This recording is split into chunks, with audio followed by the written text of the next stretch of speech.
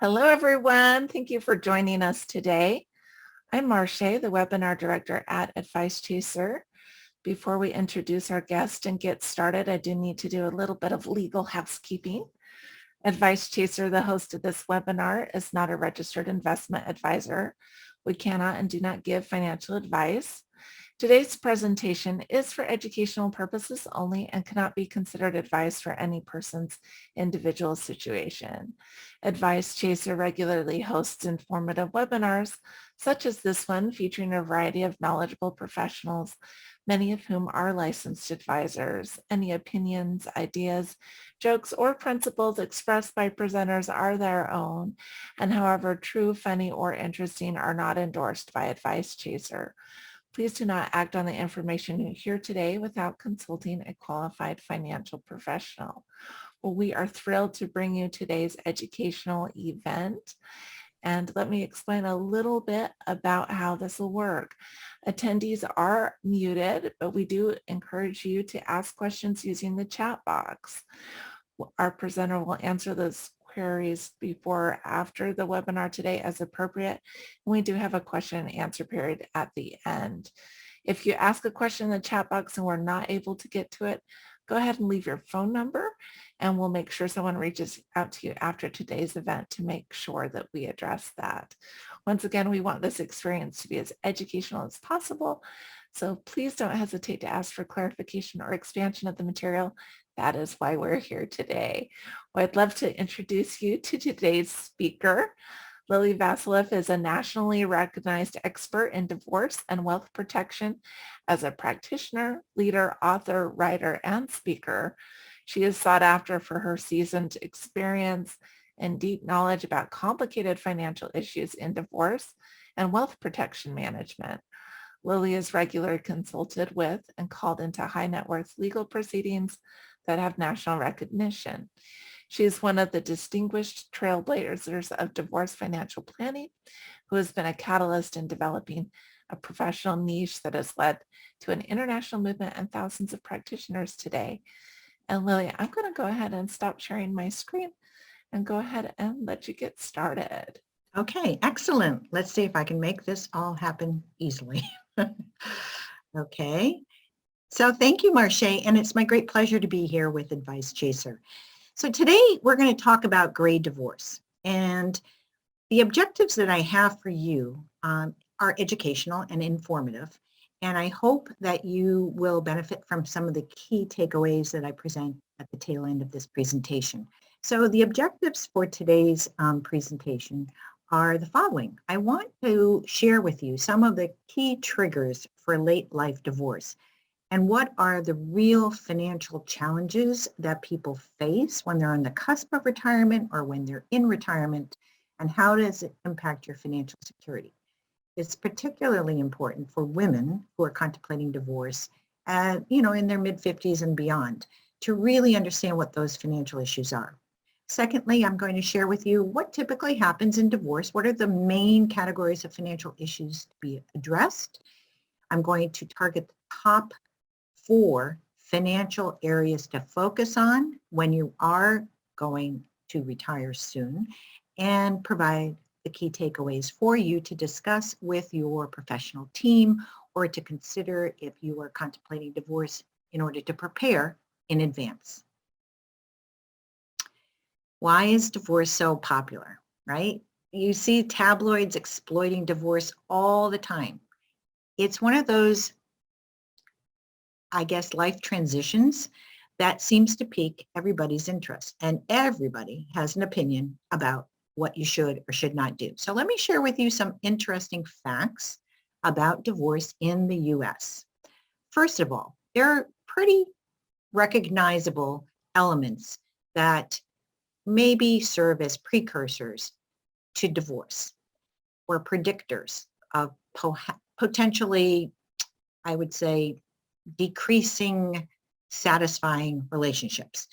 And the 4 of them are criticism, contempt, being defensive, and stonewalling communications. There's an absence of humor, there's an absence of affection, there's an absence of empathy. And these traits have been studied for a very long time by a number of different psychological groups and surveys, and they found that how people communicate or don't communicate, how they respond to one another, really are telltale signs of the content and fabric of their relationships. Surprisingly, on average, a couple waits about 6 years into their marriage to determine whether or not they really want to proceed forward with divorce. What does that mean? It means that you may have time to recognize some of those telltale signs and to consider what you want to do about them. If you want to preserve the marriage or if you really want to prepare yourself for the next steps. On average, half of all marriages that do end in divorce end after about the first 7 years. We all know that some of these divorce payouts in the news and in the tabloids are enormous. How do they even relate to the average person? So I kind of threw this in for a little bit of fun that says, wow, if only we had this much money, should we be happy being married or should we be happy being divorced? And so one of the biggest payouts of all time has been the recent divorce of Jeff Bezos and his wife. Now, let's get to really what are the trends of gray divorce. There's a growing trend in this part of the population for increasing rates of divorce. Many years ago, a couple of decades at least ago in the 1990s, maybe 1 in 10 people over the age of 50 who were married actually got divorced. That statistic has sharply increased to 1 in 4. Many times the reasons for that is because you could think maybe the social stigma has disappeared. All states in the United States now have no-fault divorce laws. Maybe it's because people are just realizing that they want to be happier and more fulfilled in life.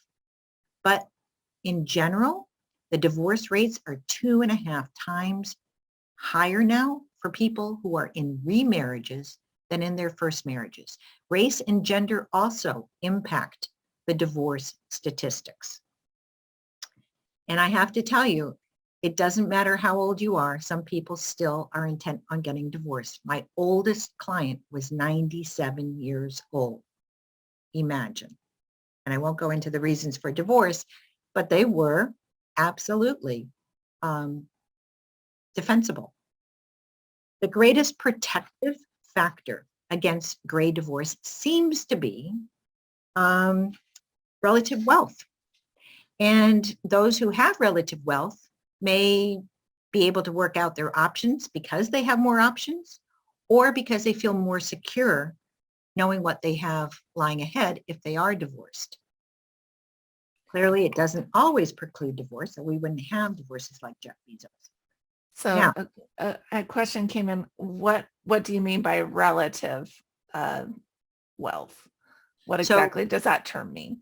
So relative is always in the eye of the beholder, and thank you for asking that. The perspective of how much wealth is adequate, generous, or more than comfortable can be defined by any financial advisor, and it's always going to have a different answer, to be honest with you.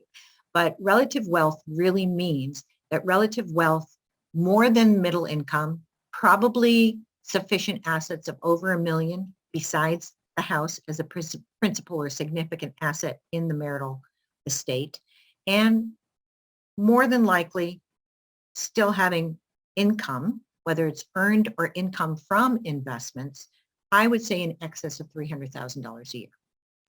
So you said this is protective of divorce?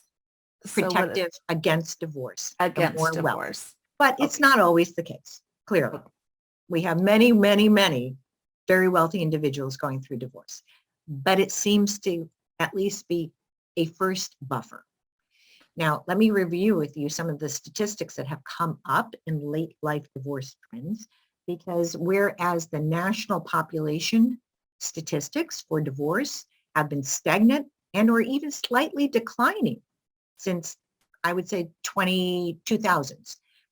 This particular segment of the population has been an increasing trend. So why is the rest of the population having declining stats? Maybe people are marrying later. Maybe people aren't marrying at all. And people are waiting literally to have a little bit more financial security, i.e. the millennials, to make the kinds of decisions as to mingling or keeping separate their property. And so when they divorce, they're pretty much prepared, I hope, financially for what to expect. That's not been the case with the later life divorcees.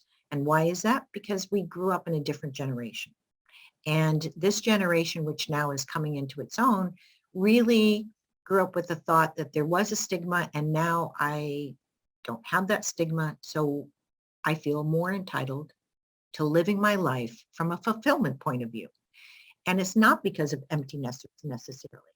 On the contrary, the past events in a marriage have more to do with divorce than anything else in this particular population segment.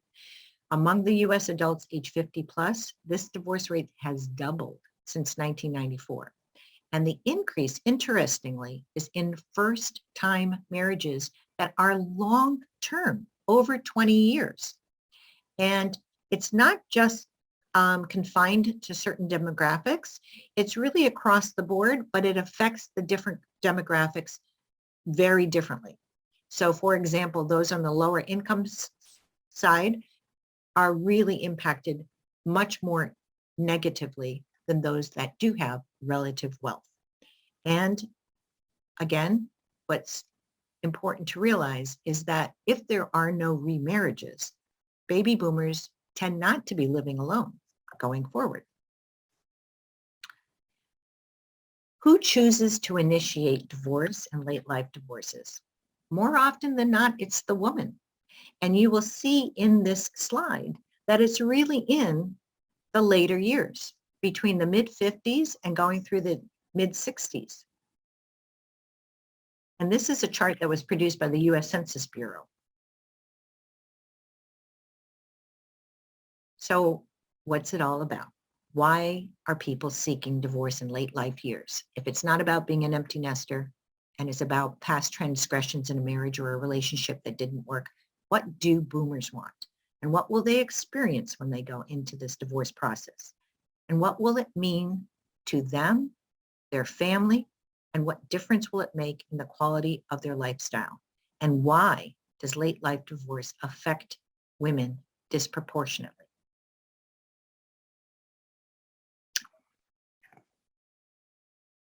So boomers in this area want very much what everyone wants and expects from a divorce, from looking forward to new transitions. They want to have higher standards in their relationships. They want to be more self-fulfilled, and they feel as if it's their time to really reinvent themselves, reconfigure what their priorities are, and to reprioritize or reactivate what they used to do that made them happy. It's very much of an optimistic outlook for many individuals. And for many individuals, it's very much of a traumatic transition that they're unprepared for. So it's really across the board as to what people expect going into this divorce process. So let's talk about what are boomers going to experience. Well, we all know that we, fortunately, have longer lives. Our life expectancies have been extended with medical interventions, better healthcare systems, etc. We have declining disability rates over our later years. And women have been in the workforce and have had careers, and they have generated their own sense of financial security and independence to some extent.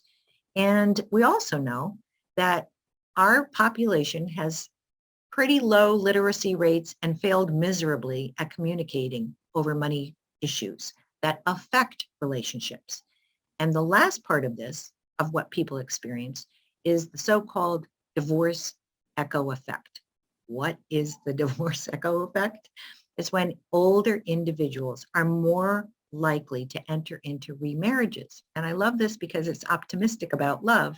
But on the other hand, I have to tell you, statistics don't bear it out, because when you look at remarriages, recouplings, not living alone later life, the statistics are against you.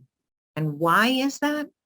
I don't know. Many people decide that maybe there's just not enough glue to hold that relationship together. You didn't have children together. You don't have past history together. Or maybe you're feeling more confident that you've survived a poor relationship and you don't want to be in another one. And maybe you have financial security that you don't have to test time, that you know for a fact that you do have financial independence. But just be aware of the fact that, walking down this road looking forward, be prepared, have a plan, and if you need to, draw up prenuptials or postnuptial agreements to help preserve and protect your wealth. What does divorce mean for older adults? Well, one, you're dividing a pot of income now into two households, and it has to support two households worth of expenses. Probably you're going to be concerned about spending in the future on healthcare needs. We all have had a lot of messages about how to prepare for longer-term health care, what it may cost, whether or not you'll have government benefits in the future, and whether or not we have to downsize to preserve some sort of savings set aside for healthcare needs. And thirdly, if you haven't retired yet and you're contemplating retirement, what will happen when you have retirement? How are you going to replace income when you're no longer earning it? And if you're dividing your marital property in half, more than likely, how long do those assets last? Will you outlive your own assets? And is there apprehension for this specific group of individuals about really trying to understand their own financial independence? Many individuals have not made financial decisions for the long term. They have not become experienced in investments, and maybe they don't know how to make different kinds of choices. So giving people a roadmap while you're going through this divorce process for something to look forward to the future is really paramount. A lot of people have anxiety about this, particularly if you're not the one on the initiating side looking forward with optimism. If you're on the other side who said, oops, something's just changed and I didn't plan for it. Okay, so what makes it different is the following. You've got a really short-term horizon. If you're in your mid-50s to full retirement age of 65 or 66 or 67, you've got a 10-year window, so to speak, of what's considered your normal working life. And at this point in time, I'm presuming you're pretty much at your peak earning capacity. So there's not a lot out there that can say, wow, I better get a higher paying job, or I better double my income to make up for what I'm paying in support. Or how do I replenish my savings if I'm already saving at the maximum amount? Conversely, if you've been a stay-at-home homemaker spouse, it's really tough to target reentry into the workforce at a reasonable earning capacity to replace the income that you may have as a shortfall in meeting your own budget or your own spending.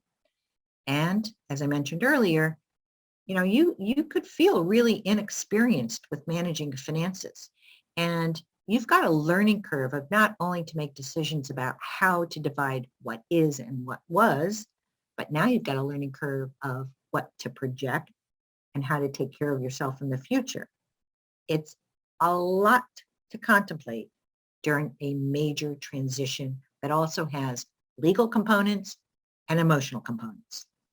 And that's why many individuals, when they are going through a divorce process, one, need to pace yourself, and two, need to know that having a psychological or emotional depression or a sense of paralysis in making decisions is not unusual. It happens often. So, how to be realistic and set the proper expectations for yourself and what to expect during the process, as well as coming out of the process. So the financial lay of the land is really important. You know, at this stage in your life, we all know you're facing probably more complicated, multidimensional issues than you've ever had previously. You've got demanding jobs. Maybe you're paying for college tuition. Maybe you have adult children who have come back to live with you and are feeding off of you and eating you, you know, out of home, and it's tough. You may have family-owned businesses that you thought you'd pass on to your adult children. Maybe, maybe not. Maybe it's not the right time to sell during the pandemic. Maybe the valuations have to, collapsed. Maybe the PPP loans didn't carry you through. Many individuals, as I mentioned earlier, have blended families. This is a remarriage. Now, what are we looking forward to? What will happen with those kinds of responsibilities? Or if you don't have a blended family now and you're looking forward to a remarriage, how will you provide financially? And of course, we always have the skyrocketing financial costs. And maybe, just maybe at this stage in your life, you still are taking care of and being a caregiver for your parents or your spouse's parents. The reality of gray divorce is that you're covering a lot of issues and you're going through it step by step, phase by phase.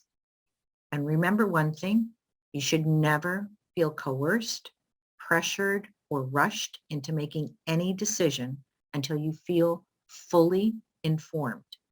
You might not have the information that makes you happy, but you need to know what the information is, because you are now dealing with all of the following topics: your own retirement, when you should claim Social Security, and on whose benefit record are you entitled to claim Social Security benefits, income, spousal support if you're entitled to that, the division of the marital estate, your insurance that will carry you through, adult children, long-term care, your own competency, feeling confident that you can achieve a degree of financial independence or build a good professional team around you that you can communicate with easily.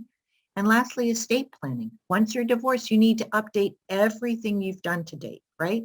Wills, healthcare proxies, living wills, whatever it is, that's all needs to be updated, and especially beneficiary designations on any of your financial accounts and life insurance.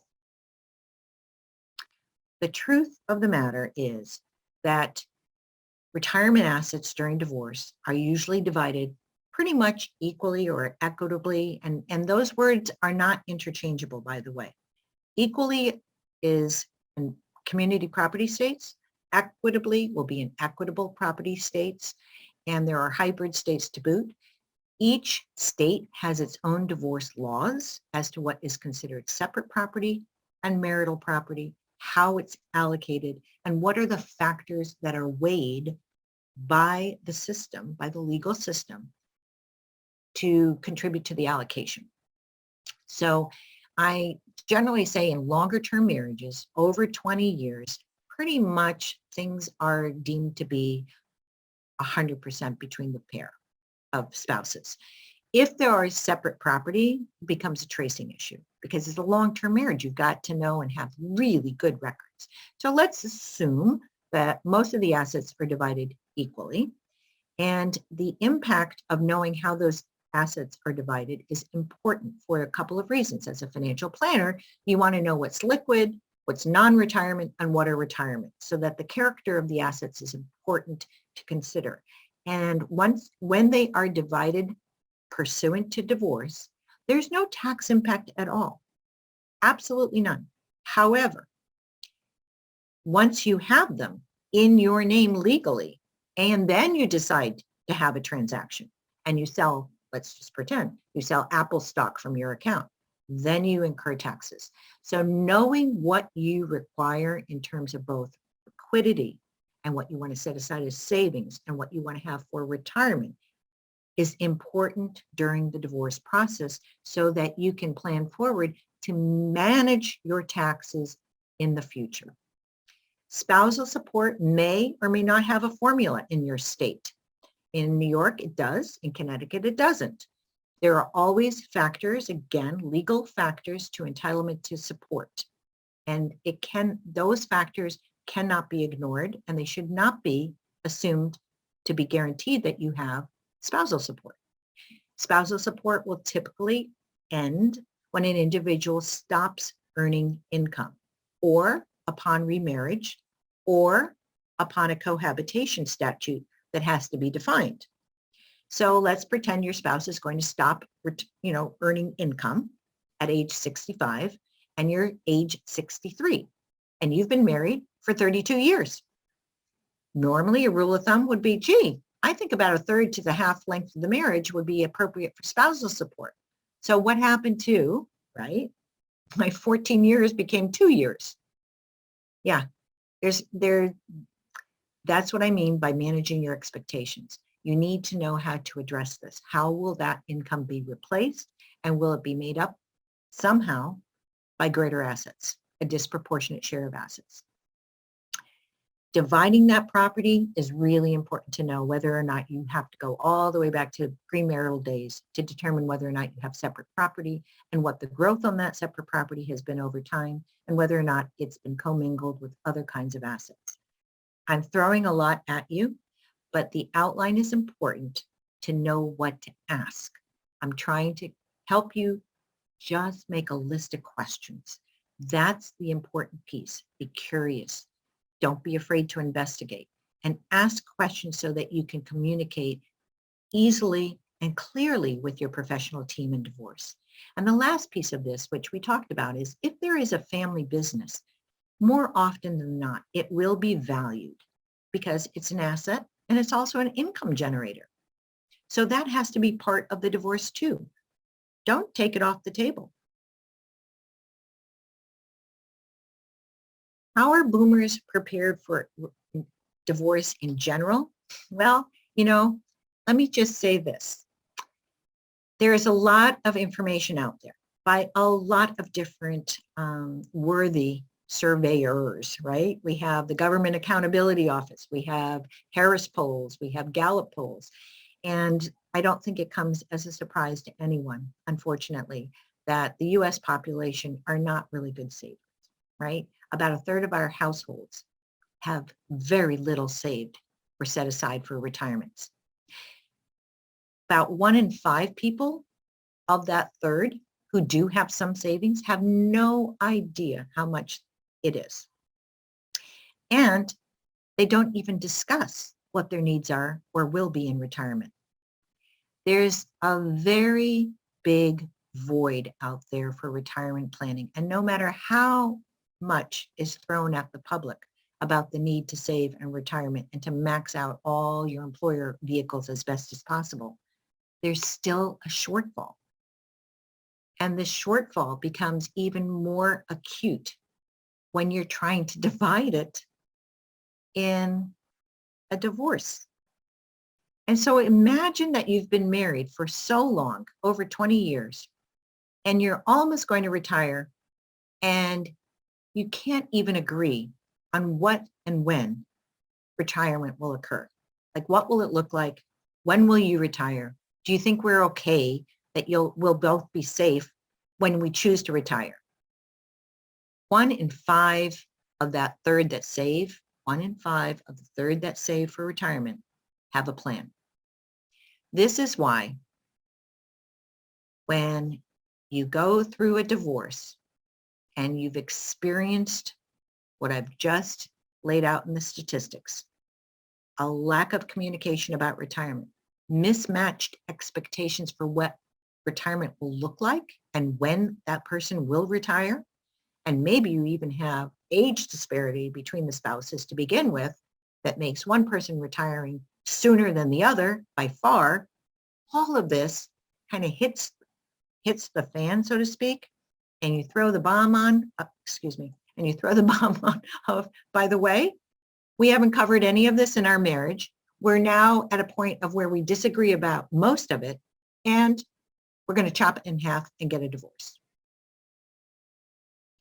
I can't tell you, sitting at a table with a couple like this, how difficult it is to calm the overwhelming sense of anxiety, panic, and paralysis, and to make up for what hasn't happened in a marriage within a very short time period of a divorce process is really hard on people. And I fully respect the pain that they go through, because what they are doing is laying naked, literally, the lack of planning they've done, the lack of communication, and it's a time of judgment by the two of them, on top of the fact that they're not wanting to work it out together as a married couple any longer. Don't let this happen to you. Prepare yourself. Find out what your financial status is, your circumstances, talk about it. And even if you don't want to stay married and you are moving toward divorce, knowledge is power, and it will get you through this. Compared to singles, I don't think this is a surprise. Married people accumulate 4 times as much savings and assets, 4 times. And those who divorced had 77% lower assets than single people, because they've been halved or allocated or divided. And they've been spent down in many cases because there is insufficient income coming in the door. I mentioned at the outset that women are particularly vulnerable. And even though we have an interesting statistic that tells us women are the initiators more often than not of late life divorce, money ranks #1 concern for these women who choose to divorce, even topping their concern for their children. And it hits women particularly hard in the quality of life, in the cost of living. And there have been many different reports on how sharp that decline is in their standard of living.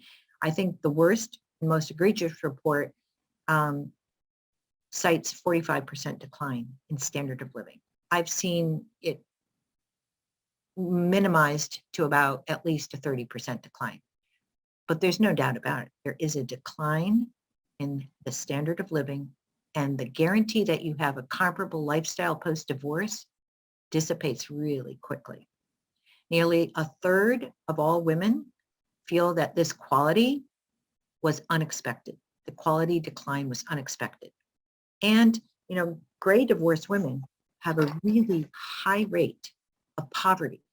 And this is for those individuals who have relied significantly on their spouse during their marriage, who have not necessarily had working careers or lower income careers perhaps.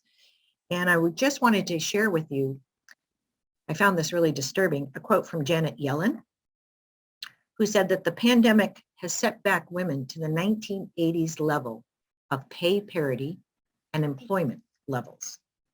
It found that 62% of women expect that Social Security will be their primary source of income during their retirement years. Do you know what the maximum amount of Social Security is?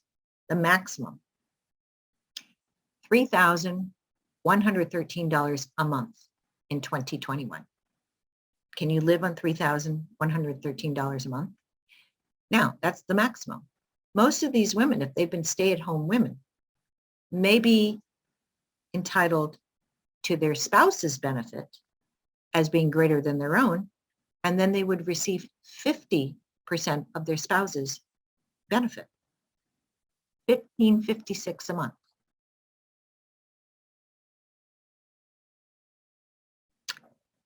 Divorce is about making lifestyle choices. It's a reckoning of what you've had and where you will go to and what you will move to and what financial security and independence is possible. It is really a time when expectations have to be managed well with the reality of what's going on. And often I find that individuals have a perspective that is their own reality. And when we talk about what's realistic, it doesn't jive. And there's that inner conflict with recognizing what's really there versus what they've expected and become been told that will be fine in the end. So the educational piece during a divorce process is really a primary opportunity, whether it's good medicine or bad medicine.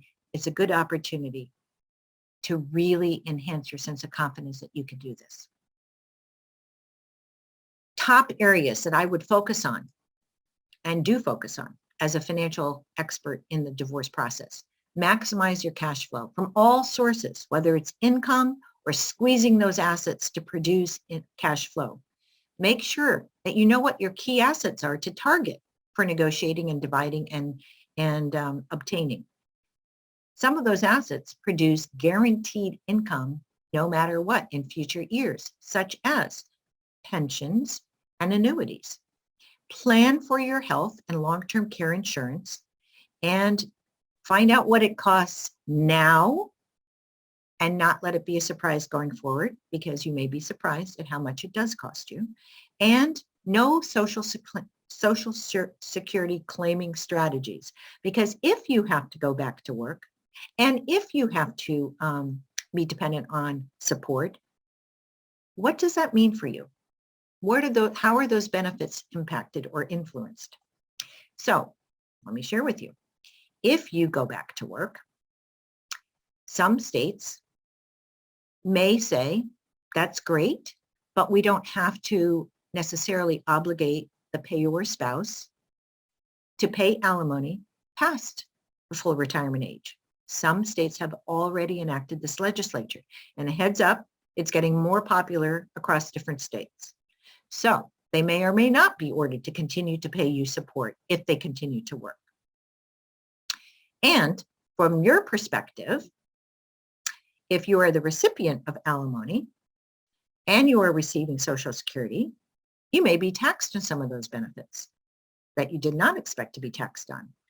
And if you're remarrying or hoping to remarry, some of those benefits may be suspended and you have to reapply on your new spouse's record.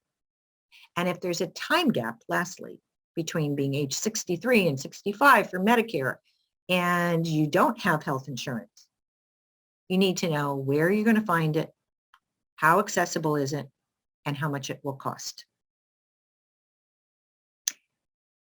Time gaps are a big negotiating item in divorce. So let's go through how you squeeze cash flow from income and or from assets. One, you can get cash out of a retirement plan, penalty-free, without that 10% penalty, if you negotiate for that cash as part of the divorce. And when you are dividing qualified retirement plans through a legal order called a qualified domestic relations order, you can request to take out cash then. Don't overlook that opportunity. It only happens in divorce. Secondly, you can divide annuities and take out cash if there's a cash value in there, but know the terms of it, know how much it costs you. And if you're dividing annuities or reissuing a new annuity in your name alone, they may change the terms of the annuity. They may change the cost of the annuity. They may have different projections for the benefits. It's not a slam dunk that what you had will be what you get. Always ask. And you can always leverage your assets. You can get cash out of 401ks, 403bs. You can get cash as loans out from life insurance if there's cash value in life insurances. And there's a new product out there called a HECM, which is a reverse mortgage that is fully qualified by the FHA if you are age 62 and over, of where you can pull equity out of a house so that you and or a spouse can have cash for a down payment on a comparable home or a different kind of home. So be sure always, though, when you are looking at debts, to identify them before you negotiate how you divide the assets. You can also and this is hugely important, make sure that you understand in what sequence do you start tapping withdrawals from assets. You always want to go to the liquid assets first, other non-retirement accounts, and then retirement accounts. And in the retirement account bucket, which assets do you tap into first? Why? Tax consequences, number one. And number two, if you can save for as long as possible a tax-deferred growth and appreciation on certain assets that are invested, all the better. When you are dividing any kind of a retirement assets, make sure you do it the right way. Why would you incur costs when you don't have to? Why would you incur tax penalties or tax consequences if you don't have to? Make sure it's custodian to custodian, retirement account to retirement account. Don't take cash out in between unless it's with a legal quadro. But if you're doing IRAs, for example, IRA to IRA. And if you can take money from one account to equalize whatever the whole picture looks like, you're saving on costs of having multiple different kinds of legal orders. Quadros cost money. And here's an idea. If you're in the position and your spouse agrees, there may be an opportunity while you're still married during the divorce process to do some part of a Roth version so that you're sharing the tax impact of making traditional retirement assets in an IRA become tax-free in the future for both of you. And again, when you're dividing the pensions, just like the annuities, you need to know exactly what are the benefits, what are your election options, read the policies. Sometimes they have a cost of living adjustment in them, which makes them so sweet, right? And they will have to be divided with a qualified domestic relations order. If you want survivor benefits, that's part of the negotiation of how you take your payout. The last part is interesting. I've had clients ask me, do I want more cash flow? Do I want more income during my retirement years? Or am I really trying to manage the position of we both are at the same starting point with our list of assets if we're not working? And should that be equal? So it's an interesting question. Are you looking for your net worth to be equalized, or are you looking for really cash flow that's more important to maintaining your standard of living? Maybe it's not an if, and, or, but yet you have to look at it from two different points of view. And my other gimme in divorce is don't overlook the easy stuff because it's easy or you don't think it's important. If you're worried about cash flow, there's a lot of cash equivalents out there that have tremendous value. And these cash equivalents, let me just kind of leave my little laundry list for you here, are, credit card rewards, mileage points, rebates, refunds, timeshare points, HSA, health savings accounts, tax loss carry forwards that used to be on prior married joint tax returns. I mean, all of these don't cost you anything, but they have value and you can use them. And for business owners, which is always our last piece getting to this, trusts and trusts. Some states will have very specific laws about trusts in divorce, whether there's income, discretionary income being pulled out, where there's automatic distributions. Some can be forced to be decanted where the principal becomes available to the divorced spouse, the non-trust beneficiary. So again, if there are trusts involved, ask the questions, find out as much as you can. And for business owners, remember we talked about this. A business is both an asset and also an income generation, right? Your person's making a living off of it. So how do you look at the business itself? Well, you want to make sure that you don't double dip. The double dip term means if your spouse, who is the business owner, is pulling out income and you need that income to live on for support purposes, you're not having that income as part of the value of the asset as well.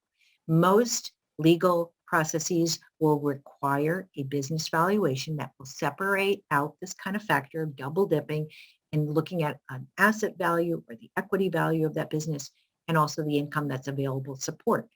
Again, you want to ask the question, I need a business valuation. What should I count on as the income that would be available to me for support purposes. So really, we're kind of at the point of wrapping it up. A lot of information is out there.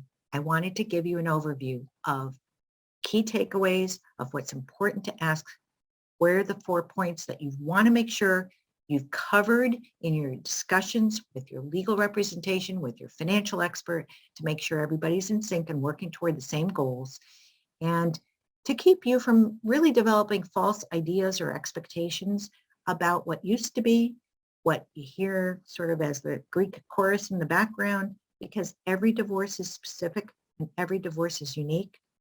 And that's what makes it yours. That's what makes the importance of planning for yours custom, and also forward looking to what your vision and what your roadmap is for your future. Don't make ignorant decisions, and don't feel as if you have to make decisions without being fully informed. Financial professionals are here to provide clarity on many of the issues I've talked about. We have an authority of being trained on an interdisciplinary basis with both legal knowledge as well as financial knowledge, and we can give education throughout this process to you to help you determine your own opportunities and priorities. So I thank you, and I hope this gives you a little bit of a taste of really the long list of topics to go through in divorce. Thank you. Well, thank you, Lily. What a great amount of information you've given us. We do have some questions here, and I'm going to pick, I think, the most salient ones. And then if people have more questions while I'm going through this, you're welcome to put those in the chat. Here's a question. In your experience after a divorce, about how long do you see that an individual needs in order to get back on their feet again? What a great question. I'll couple that with my other $1 million question. How much does divorce cost and how long does it take? You know, I am very cautious and very optimistic. Should I stop my screen share, or do you want to? I already did. We're good. Thank you. Okay. I'm really respectful of the fact that I think people need a roadmap for the minute they're divorced. I provide a divorce checklist. I help them monitor and implement the terms of an agreement to know the timing of when things have to move, to follow up, to make sure it gets moved properly, you know, assets between assets. And then to get on their feet, I really always say, let the dust settle. Let the dust settle for about 6 months. You're in a new living situation. You may have new kinds of expenses. You know, pace yourself. Be aware of what it is. Make sure that you're on top of how you're going to take in financial information and keep track of it.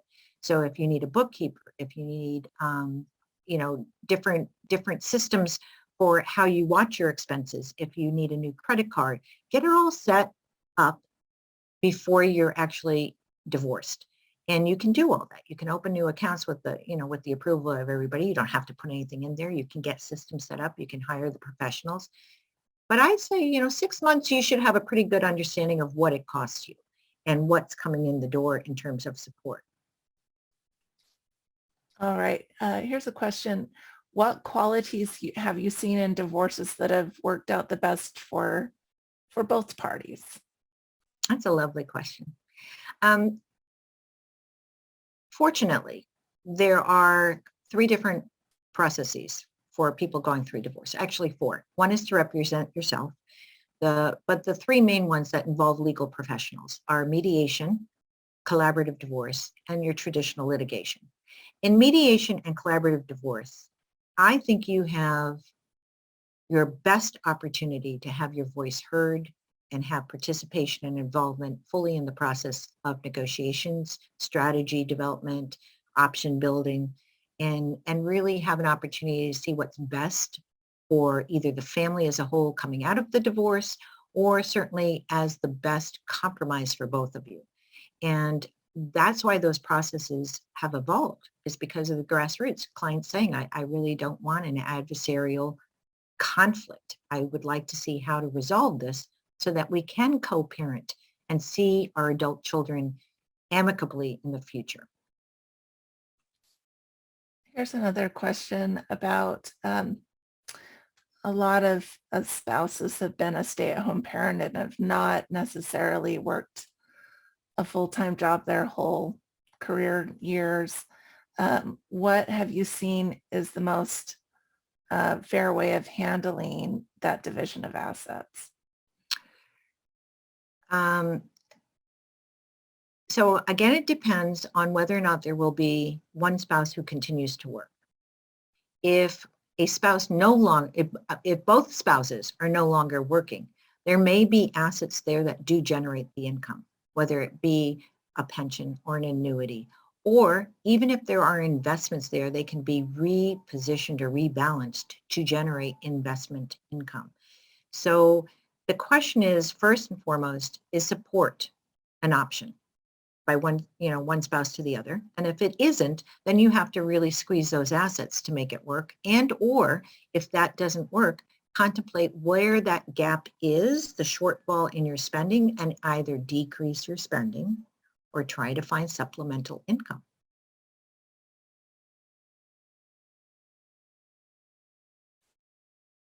I lost you. I tried to unmute myself and yeah, it didn't work, and then it worked again. Here we go.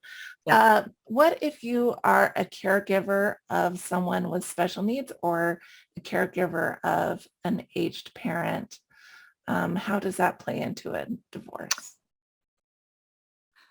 Well, if you are a caregiver of special needs, meaning maybe a child, let's start there, a minor child under the age of whatever the age of majority is in your state. There are criteria for deviation from traditional child support guidelines, and you can certainly create factors that would support a different way of alimony or a different way of paying for expenses or a different allocation of assets. And that might involve special needs trust. It might involve paying for expenses directly so that it doesn't negate any government entitlements that are available to the child. If you have a child who is post-majority age, some states have now elected to extend the child support guidelines through age 26, comparable to medical insurance under Obamacare. And so those carry forward. Now, let's say you have a child who's age 30 and they are not financially independent nor independent in life skills. That becomes a conversation piece for both parents. And there are literally no laws that require support obligation for an adult child with disabilities past divorce. So it becomes really a logistics question as well as a moral question of what will you do together to support that individual. If you have been caregiving for your own parents and your spouse has helped support that, there's no legal obligation that continues either. Not cheery news. Yeah, well, it does help to know where the guidelines are. I have a couple more questions, and I think we're going to end things out. A question, we talked a lot about assets and cash flow. Can you talk a little bit about how debts are handled in divorce? Oh, excellent comment. Thank you for saying that. I always forget that. So one really, really important thing to know is you should have credit established in your own name. You can do it during the divorce process. Open a credit card, open a bank account, lease a car, whatever it takes to establish credit in your own name if you don't have it. If you are an authorized user or a joint, let me start there. If you're an authorized user on your spouse's credit card, you may or may not have your own credit history. You may or may not have your own credit identity. If you are on a joint mortgage or a title on a home or on some other debt that is jointly titled, then you probably have some credit history. I always ask my clients to run a credit history on themselves. Find out what's out there, and if there's misinformation, correct it before you're divorced. Debts need to be handled quickly, completely, and thoroughly in divorce because no matter what, debts are usually federal contracts. Divorce are state laws. Federal supersedes state. If you have a credit card obligation and your spouse, and it's in your name, and your spouse has been ordered to pay off the balance, and your spouse fails to do so, your only recourse is to take your spouse back to court and sue them, because that credit card company will come after you no matter what, because you are the legal obligor. Same on a mortgage, same on any contract of debt. Be very careful and clear what the consequences are if there is a contingency that that other person who's been obligated in the divorce to take care of that debt doesn't do it. Wow, that's very good. I'm glad we asked that one. Thank you so Yes, thank much you. to the person who asked that. I have one more here, and probably talking about hopefully a new beginning for another person. If you're divorced, you're thinking about a second marriage, does it make sense to keep finances separate with your next spouse? So I love that question because it really is a difficult one to answer. I'm a big believer in always having some money in my own name, right? I just like the fact that you feel a little bit more empowered knowing that you have a financial resource that no one else can get to.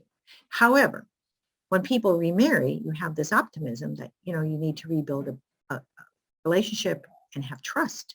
And how do you establish that? So, you know, I think there's always a premise for joint accounts to handle joint kinds of expenses, like household expenses, maybe children's kinds of expenses. And there's no right or wrong answer to this, whether you keep them separate or whether you commingle.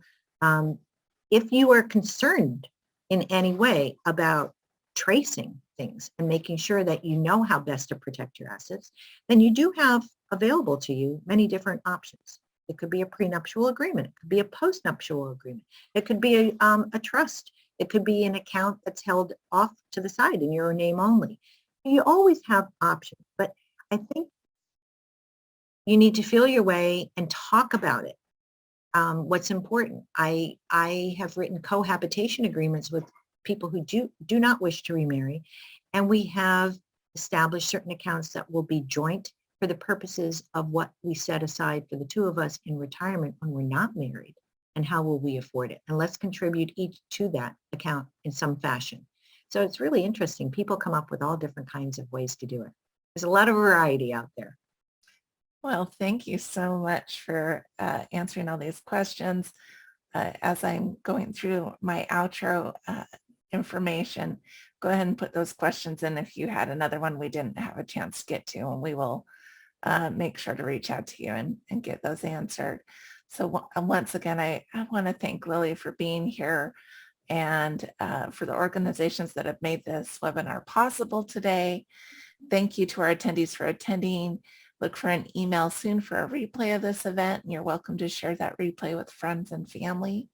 Here at Advice Chaser, we're all about helping you find a financial advisor who's a great fit for your life and your financial questions.